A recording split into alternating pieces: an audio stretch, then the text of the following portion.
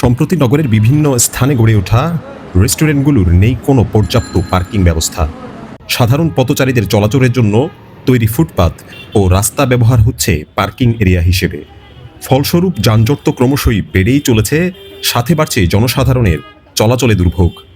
নিজেদের আধুনিক মানের রেস্টুরেন্ট দাবি করলেও আইনকে তোয়াক্কা করছে না রেস্টুরেন্ট কর্তৃপক্ষ। স্থানীয় পথচারীদের মতে আগে তারা এই ফুটপাত দিয়ে চলাফেরা করতেন, তাতে তাদের কোনো বাধার সৃষ্টি হতো না। এখন সেখানে একরূপ সীমানা নির্ধারণ করে দেওয়া হয়েছে, যেখানে গাড়ি পার্কিং করা আছে। এখন তাদের ঝুঁকি নিয়ে রাস্তা দিয়ে হাঁটা ছাড়া আর কোনো উপায় নেই। বছরের পর বছর জনসাধারণের দুর্ভোগ সৃষ্টি করে আসলেও ট্রাফিক বিভাগের এই নিয়ে কোনো উদ্বেগ নেই বললেই চলে বলে জানান স্থানীয় বাসিন্দারা। রেস্তোরাঁ কর্তৃপক্ষের সাথে সিটিজি নিউজ 24-এর সংবাদদাতা এই বিষয়ে যোগাযোগ করতে চাইলেও ক্যামেরার সামনে আসতে রাজি হননি কেউই। আমি তো কোনো মালিকের প্রতিনিধি নয়, ঠিক আছে।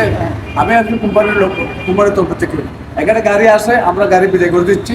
কোম্পানি আজকে এখানে পাঠাচ্ছে, কালকে ডিসি করে পাঠাচ্ছে, সেটা কোম্পানি করে। আমরা কোম্পানি আপনাদেরকে কোনো রকম নির্দেশনা দেয় নাই? না। সরকার সংস্কার নিয়ে কাজ করলেও দখলদারিত্বের মনোভাব যেন ছাড়তেই পারছেন না চাকচিক্যে ভরা এসব রেস্টুরেন্ট মালিকরা। CN24, চট্টগ্রাম।